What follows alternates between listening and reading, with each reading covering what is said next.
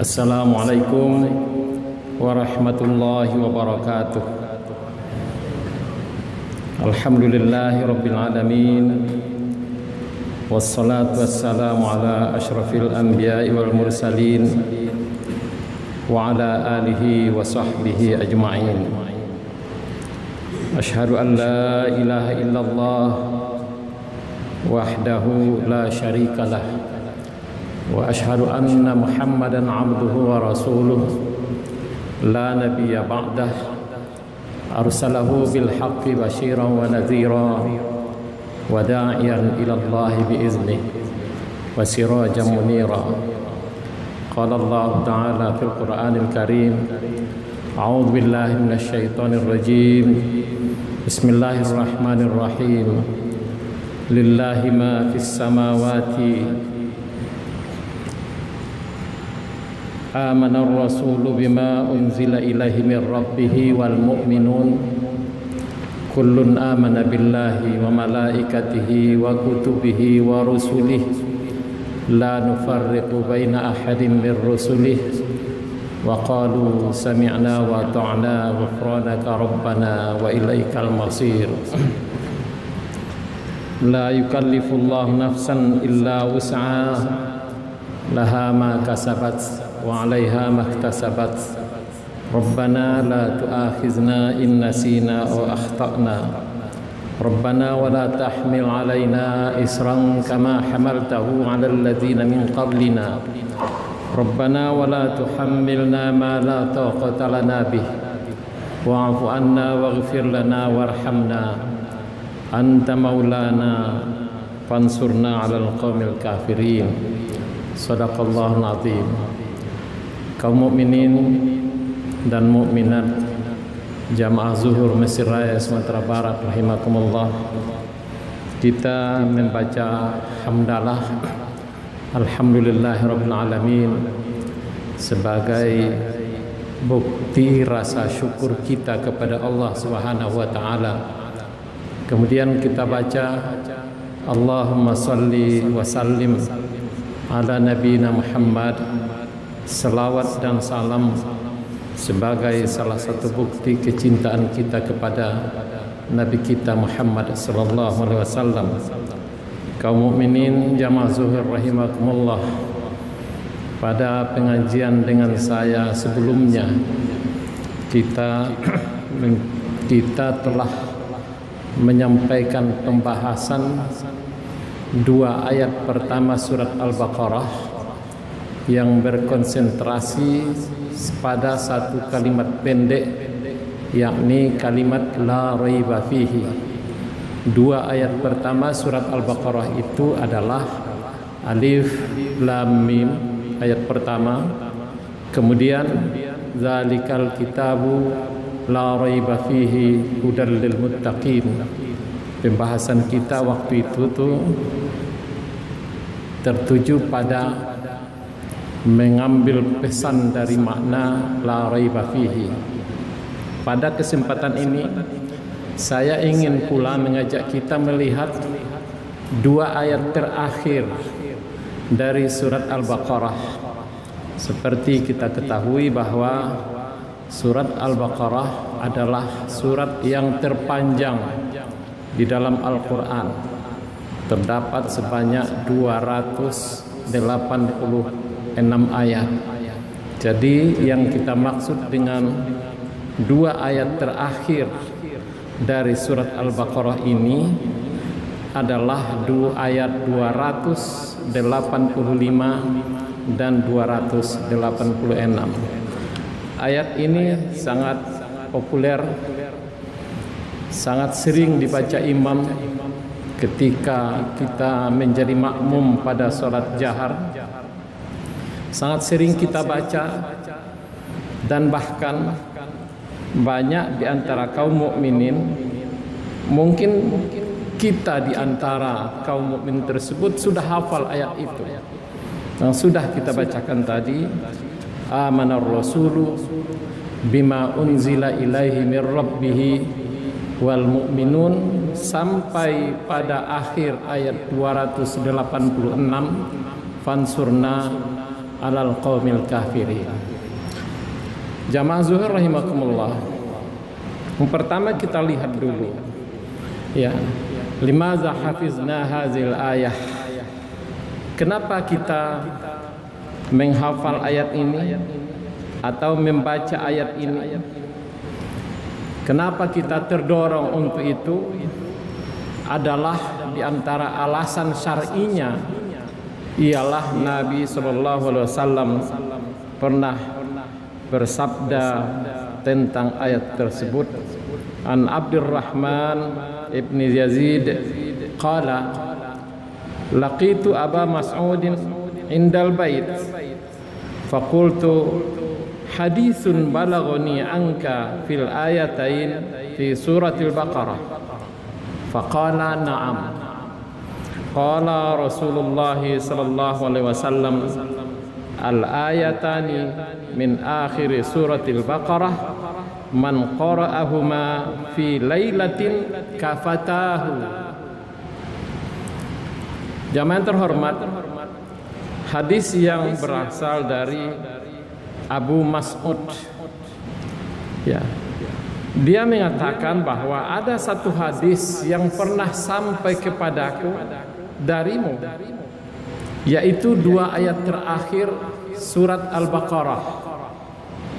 Lalu Yazid menjawab, benar, Rasulullah sallallahu alaihi wasallam pernah bersabda, al-ayatani min akhir suratil Baqarah. Ada 2 ayat di akhir surat Al-Baqarah. Siapa yang membacanya fi lailatin, pada suatu malam. Ungkapannya bukan fil lailati, tapi fi lailatin, menunjukkan sebaiknya tentu di setiap malam. Di setiap malam. Kafatahu, keduanya itu sudah cukup baginya. Cukup baginya untuk apa? Tentu semua hal-hal yang ijabi, yang positif, bisa memeliharanya, bisa melindunginya, bisa mengarahkannya, dan lain-lain sebagainya. Ini diantara ayat, ini diantara hadis yang mendorong kaum mukminin banyak membaca. Hadis ini menunjukkan perlunya membaca. Sekali lagi membaca. Tetapi ketika ditambah dengan menghafalnya, ini menunjukkan tentu lebih baik. Karena ketika kita menghafalnya dan membacanya, bisa kita langsung melaksanakannya, tidak memerlukan mushaf lagi, tidak memerlukan catatan lagi tentang kedua ayat tersebut. Di dalam hadis yang lain, Nabi sallallahu alaihi wasallam bersabda,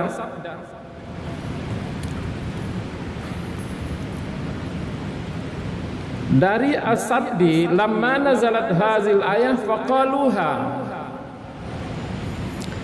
Ketika ayat ini turun, maka mereka bertanya tentang itu. Qala Jibril lin Nabi sallallahu alaihi wasallam.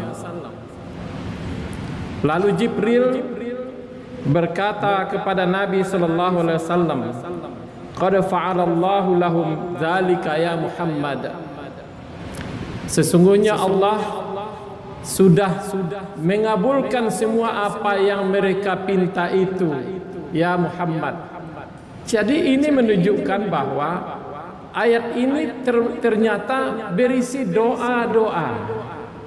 Ada doa-doa dalam ayat ini, terutama di ayat yang kedua, yakni ayat yang ke-286.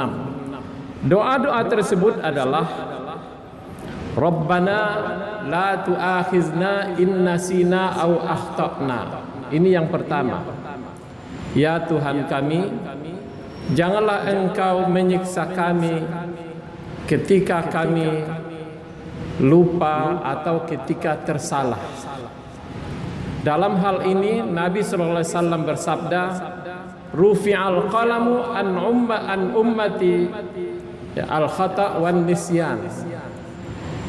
Khata, salah dan lupa membuat umatku tidak berdosa. Itu jawaban dari firman Allah, arahan doa yang kita baca, la tu'akhizna in nasina wa akhtana. Kemudian Rabbana la tahmil alaina isran kama hamaltahu alal ladzina min qablina. Ya Allah, jangan berikan kepada kami beban yang berat seperti yang telah Engkau berikan kepada umat-umat sebelum kami. Kita baca sejarah, terutama dalam Al-Quran, menceritakan betapa banyaknya umat-umat yang dulu yang diberikan beban berat ketika mereka melakukan kesalahan. Langsung waktu itu juga Allah memberikan balasan kepada mereka. Ada dengan jalan menurunkan hujan batu, suara keras, dan lain-lain sejenisnya. Rabbana wa la tuhammilna ma la taqata lana bih. Lanjutan ayat. Ya Tuhan kami, jangan Engkau berikan kepada kami sesuatu yang kami tidak bisa memikulnya. Ketika Engkau menyuruh kami bertaubat, cukuplah kami disuruh bertaubat. Tidak seperti orang dulu. Nabi Musa pernah berkata kepada kaumnya, wa iz qala Musa liqaumihi innakum zalamtum anfusakum bittikhazikumul ijla fatubu ila barikum faqtulu anfusakum. Orang-orang dulu kalau disuruh bertaubat, memang bukti diterima taubatnya dia langsung membunuh dirinya. Faqtulu anfusakum. Tapi untuk umat Nabi Muhammad SAW, kita tidak, tapi diberinya kesempatan untuk bertaubat, dan pada akhirnya Allah Subhanahu wa taala menerima taubatnya. Itu penggalan pertama. La tu'akhizna in nasina aw akhtana wa la tahmil alaina isran kama hamalta 'alal ladzina min qablina wa la tuhammilna ma la taqata lana bih. Yang kedua, fa'fu anna waghfir lana warhamna anta maulana fansurna 'alal qaumil kafirin. Fa'fu anna, berikan kepada kami maaf. Waghfir lana, berikan kepada kami ampunan. Maaf dan ampunan. Doa-doa seperti ini sering juga kita baca di kesempatan lain. Ketika kita menyolatkan seorang jenazah, Allahumma ighfir lahu warhamhu. Sudah ada Allahumma ighfir lahu. Sudah itu warhamhu, wa'afi wa'fu anhu. Ini yang sama dengan ini, wa'fu anhu. Ada maghfirah dan ada al-afu. Di ayat ini demikian juga. Lalu apa yang dimaksud? Al-maghfirah adalah kesalahan-kesalahan yang kita lakukan yang ada hubungannya dengan Allah. Sementara al-afu, kesalahan dengan orang lain yang ada juga kaitannya dengan Allah Subhanahu wa taala.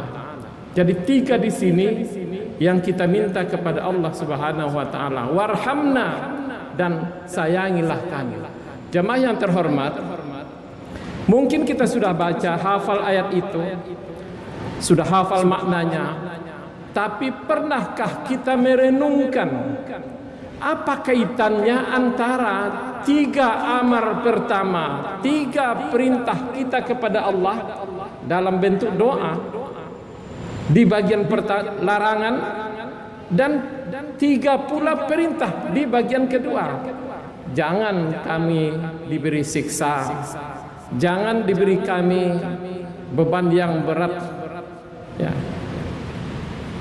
La tu'akhizna in nasina, jangan kami diberi siksa karena lupa, jangan diberi beban berat, jangan dipikulkan kepada kami beban yang kami tidak bisa memikulnya. Ini tiga di larangan pada bagian pertama. Tapi sudah itu wa'fu anna waghfir lana warhamna, maafkanlah kami, ampuni kami, sayangi kami. Apa hubungan keduanya?